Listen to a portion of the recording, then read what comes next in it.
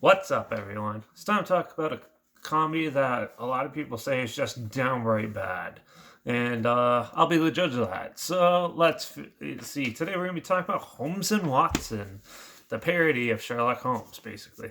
Yeah, it was released December 20th, 2018, and it was directed by Ethan Cohen, who did other films like Get Hard, uh, Idiocracy, Tropic Thunder, the bad guys, the good guys, all that fun stuff. And yeah, had a box office earnings of $41.9 million on I think it was like a $60 million budget. So it was considered a flop, obviously, and it was panned hard by critics. I don't listen to any other critics except for myself. So, and yeah, but yeah, and apparently audiences hated it. So why not check it out? So Holmes and Watson is a parody of Sherlock Holmes, where you have Will Ferrell playing Sherlock Holmes in this, and John C. Riley playing his partner, Mr. Watson. So, yeah, what better way to have for a new Sherlock Holmes movie? Yeah, so it's pretty ridiculous right off the start. It's your silly, cheesy, corny comedies. There's a lot of slapstick stuff in this too. Um, Sherlock Holmes has like a prize, like eggplant or something, and trying to protect it. And they're talking about how they met, and Watson falls off a roof because he's going to jump, and then his eggplant saves him, and then they've just been friends ever since. And then it goes into this more. There's their notorious nemesis gets captured by a crime fighting duo, but then Holmes and Watson's ridiculous reason why they shouldn't charge them is, yeah, they explain it, and so they let the guy go, and then a new murderous figure comes into play, and it's up to Holmes and Watson to figure out who it is, and because they're trying to target the Queen, and they have to stop him before he gets there. Yeah, so this is basically a mystery comedy, and a lot of stupid slapstick stuff happens in this for some reason, and it just doesn't work half the time. There is some amusing elements into it, though. They do make a lot of drug references, which I don't even think half of these drugs were back then, but they knew about it back then. But it's a comedy, who cares? But then once you start looking at the actual story and how they're portraying things, it comes off almost like a little bit offensive. They have um, Sherlock Holmes falls in love with a mentally challenged type girl, which a lot of people probably find offensive. And it doesn't, to me, it wasn't that funny. It was more of a just an annoying nuisance, reoccurring joke. Same with how he goes to a morgue and he can't stand bodies, so he pukes all the time and stuff. They do that so many times, and it's just okay, we get it, and you're just annoying the crap out of us now. There is some amusement to it, but overall, the whole concept of this film is just relies on fart gags and stupid bottom of the barrel comedy. Um, and this is in line with Vacation 2015. I was not a huge fan of it uh, in the slightest. It's a very predictable mystery story, but then obviously it's not going to go that route because it's a comedy. But the way they try to set up the jokes and stuff, it doesn't go too well. There's they eat an onion instead of an apple for some reason, and that's like a 20-minute scene in itself, which was just agonizing and boring.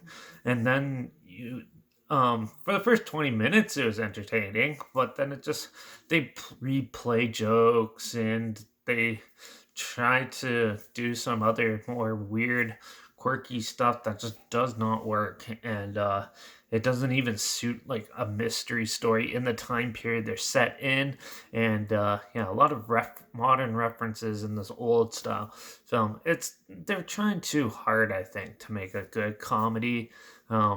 Where it ended up, it's very easy to go from a really good comedy, and then you overplay it and it breaks it all down, and it becomes absurdly obnoxious and annoying. And yeah, so it could either be super fantastic, like The Hangover and all those classic comedies that are, you can relive them and redo it, or you just drill it home, drill the audiences with it, and yeah, and then it hits the bottom of the barrel, like, um, and then also you could tell when it does, because if someone has to repeat a joke in a film like 2 or 3 times, they don't know what they're writing. That's the bottom line. They don't know how to go for it, so they just repeat it and like find it like amusing to do it that way. It's also the quickest and cheapest writing way of getting around problems and stuff in comedy, is to repeat the same joke or even go into the bo- bottom bargain bin of cheap gags, which is fart jokes and like targeting other stupid things that has been done to death. And that's where this one lies.